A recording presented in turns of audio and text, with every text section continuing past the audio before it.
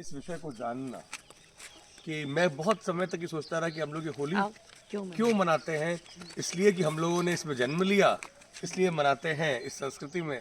ये तो बात ठीक है, लेकिन इसके साथ साथ एक और बात जो समझ में ये आई कि जब आप अभी तक सर्दी में थे, अब यहाँ से गर्मियाँ प्रारंभ हो जाएंगी, तो सर्दियों में क्या होता है कि कफ जो है वो बहुत गाढ़ा हो जाता है ठंड की वजह से, और वसंत की ऋतु ये जो समय आने पर ये कफ दोबारा पिघलता है। अब यहाँ से ये कफ पिघल करके ये सब ब्लड में आता है टॉक्सिन बन करके, तो इसलिए बहुत ज़्यादा एलर्जीज इस टाइम पर शुरू हो जाती हैं। और एलर्जीज नाक में नहीं होती हैं, स्किन में भी होती है, और पूरी बॉडी में जलन, भूख न लगना, ये सारी समस्याएं इस समय पर देखी जाती हैं।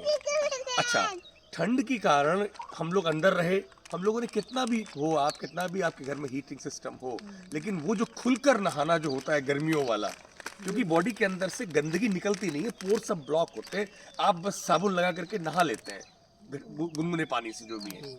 अब क्या है कि अब वो जो 2.5 महीने तक वो जो पोर्स बंद रहे, पसीना इतना नहीं आया, जो टॉक्सिन जो भरे हुए हैं उनको हटाना है।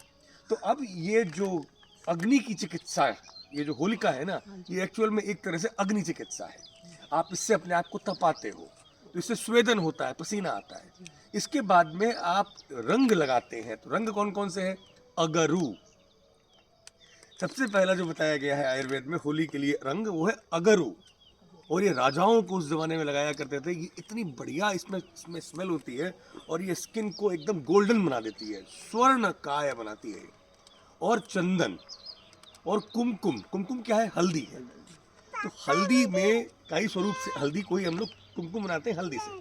तो हल्दी और कुमकुम को शरीर पे लगा करके, अगरू और चंदन को लगा करके, फिर हम लोग टेसू के पानी से, मतलब पलाश के फूल, वो लाल लाल पानी निकल के आता है उबलने के बाद में, उससे जब नहाते हैं तो एक तो स्किन में जितनी भी विकार है चले जाते हैं, और बॉडी में जो कफ है वो ठीक हो जाता है। ये इसका एक मेडिकल पर्सपेक्टिव है होली का।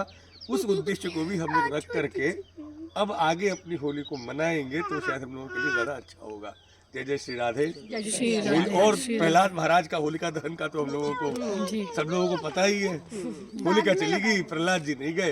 यदि हमने अपने मन में ठाकुर जी को रखा है, तो कितने भी बड़े से बड़े हमारे शत्रु हमारा दहन करना चाहें, उनका उल्टा दहन हो जाएगा। कितनी भी बुरी नजर लगाना डालने वाले लोग हो, ब्लैक मैजिक करें, कुछ भी करें, वो सब ब्लैक हो जाएंगे। अग्नि सबको ध्वस्त कर देती है, क्योंकि आप जल को पॉल्यूट कर सकते हो, भूमि को कर सकते हो, वायु को भी कर सकते हो, लेकिन अग्नि को कोई नहीं कर सकता। अग्नि सारे पॉल्यूशन को खा जाती है।